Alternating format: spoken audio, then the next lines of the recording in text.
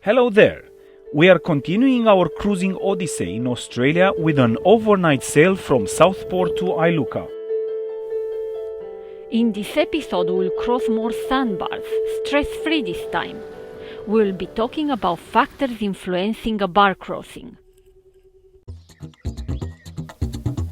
We will also be delving deeper into some of the amazing wildlife Australia is home to. From the smallest to some of the largest creatures, including the closest thing to a vampire. We are out with the wind, Sorin and Ana sailing around the world aboard sailing yacht Mehalah, an Oyster Mariner 35. We are both eager to make the most of this once-in-a-lifetime adventure, both at sea and on land. We are very keen to share this with you. We are out sailing again after more than a month being on the inland waters. We looked at the forecast and we chose what we think is very good, and we have good weather to go south towards Sydney.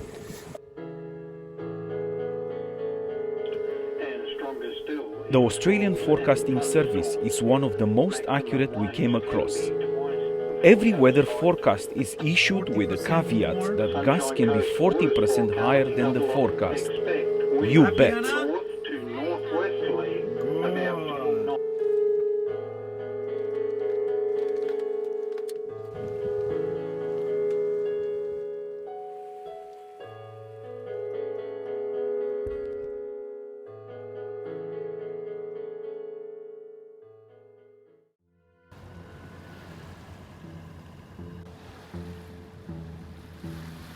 We're approaching Yamba Harbor. It was an overnight sail from Southport, about 20 hour sail.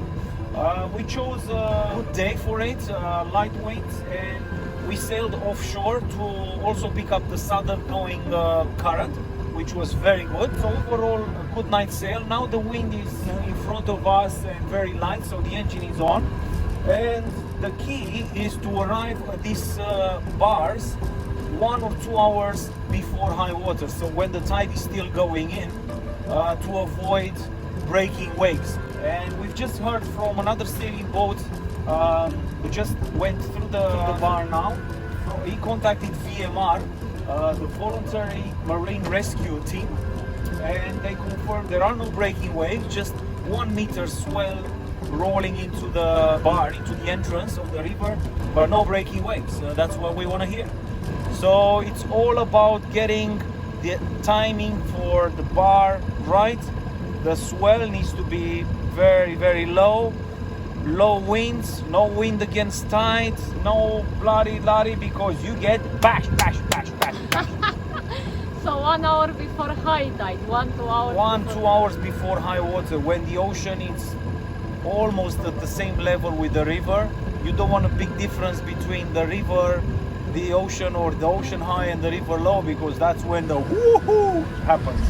We are about to cross the bar and enter the channel, and the recommended course to steer is 238, and you can already see some turbulent water, so I gotta go and steer that.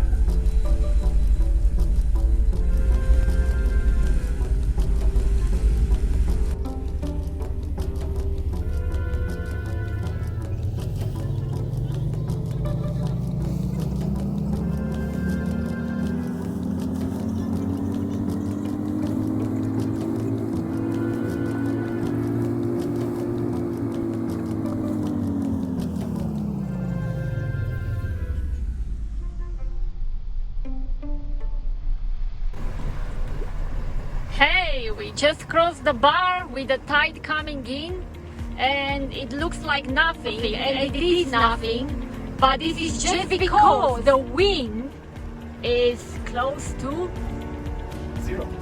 2.8. Iluka is one of these places that at first glance does not impress much. A small settlement at the mouth of River Clarence, Iluka is a low-key family holiday destination. However, once we look beyond appearances, things are actually very different. There are beautiful beaches to explore, dolphins riding the waves for food or pleasure, noisy cockatoo flocks, and kangaroos grazing the neighboring meadows and taking refuge in the forest when no longer in their comfort zone.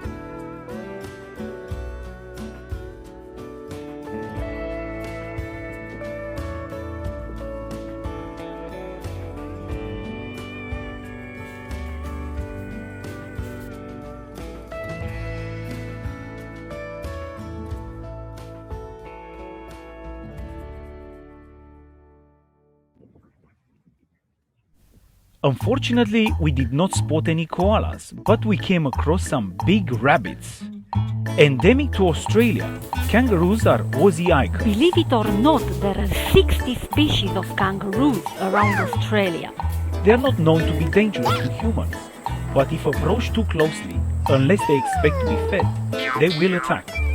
They have unmatched boxing skills, so better keep your distance when you come across those herbivores, like we did.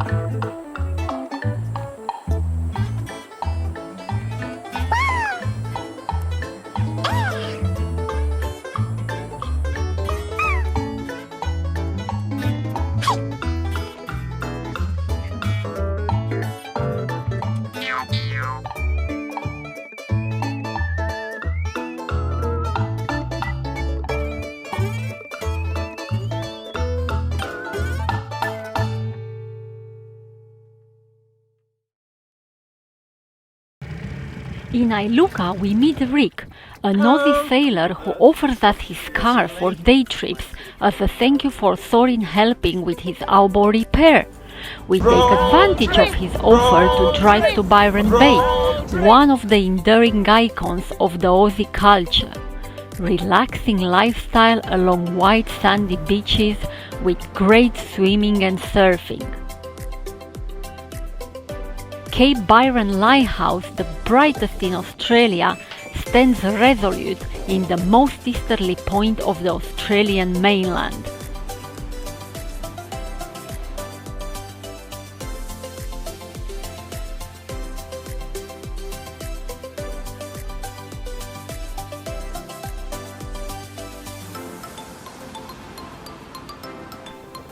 We also visit Maclean, a laid-back Scottish settlement on River Clarence, where we had the surprise to drive by 1 million foxbats inhabiting the trees around the cemetery. Here we are in Maclean, and on this side, as you can see, we've got the cemetery,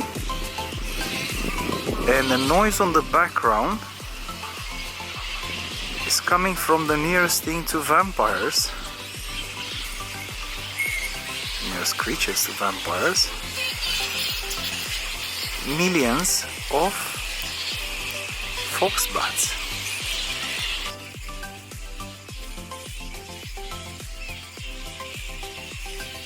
As you can see, these noisy creatures live in big colonies. They are the largest flying mammals on Earth. Since medieval times, bats symbolize demons and evil spirits.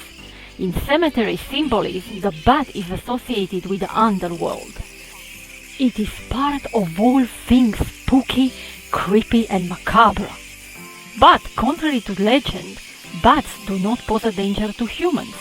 They feed on fruit and not blood. Attracted by the peace and quiet, they inhabit the areas around the cemeteries.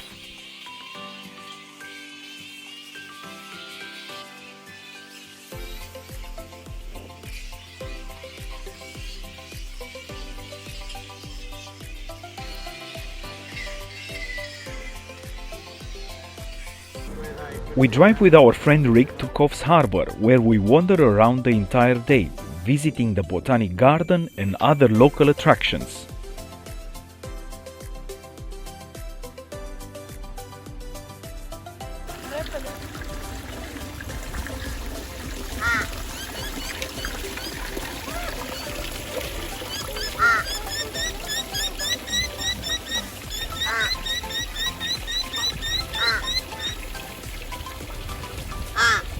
We are visiting Coffs Botanical Garden today, and at the moment we are in Japan, the Japanese part of the Botanic Garden.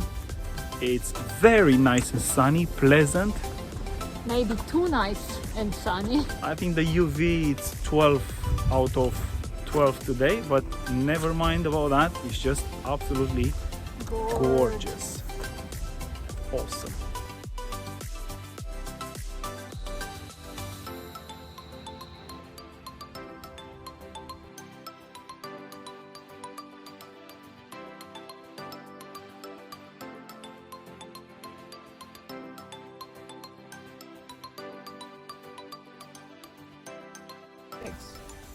They do well in urban areas. These bees produce small amounts of Bees can talk by moving their butts, moving their butts, moving their butts. A waggle is the answer when their friends ask what? Friends ask what? Friends ask what? Tell them where the food is, waggle that Australia has over 17,000 species of native bees. Only 11 of these species are stingless. This represents one of these species and they very much look like flies. Flies with a very good purpose.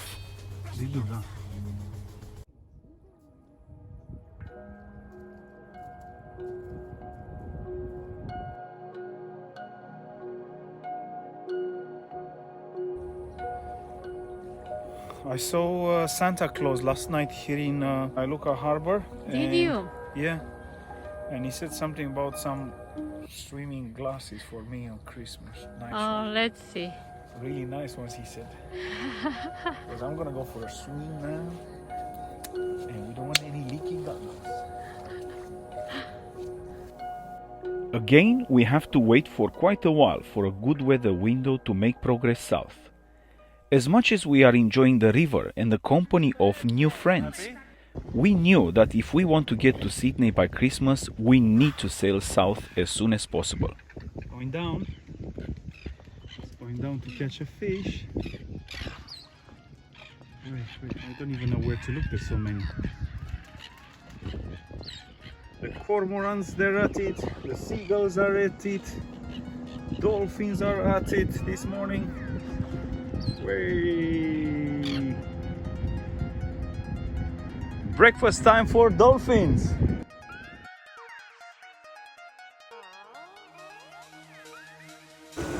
"28 knots of wind."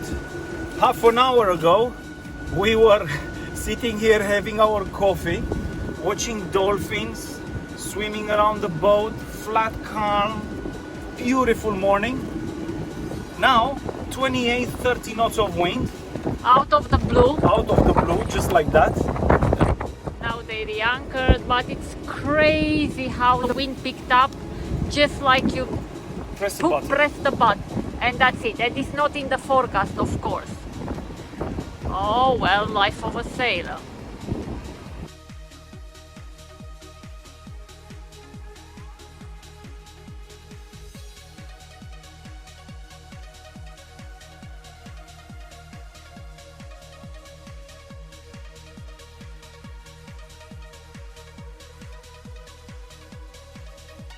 There is a reason why people say in sailing do not sit next to a winch with the handle on.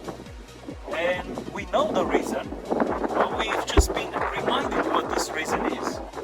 If two little springs in the winch get blocked, the winch handle starts spinning with all the force, and it potentially can mark you in your face, shoulder, hands, with tremendous speed, with tremendous force. So while we were sailing to Yamba, our winch went clunk, clunk, clunk, clunk, and then the winch handle started spinning. So it's time. Even though I service them every year, something has got stuck.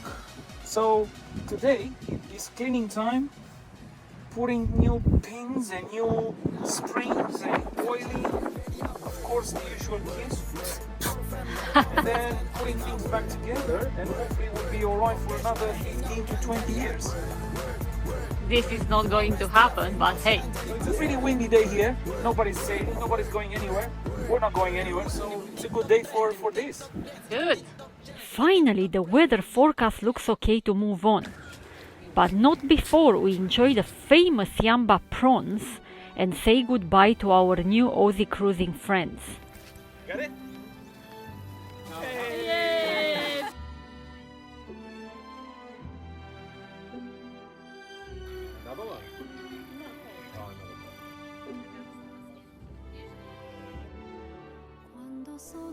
We are departing Iluka for Port Macquarie first thing in the morning on the incoming tide, hoping that the bar will be as flat as a pancake. And it was.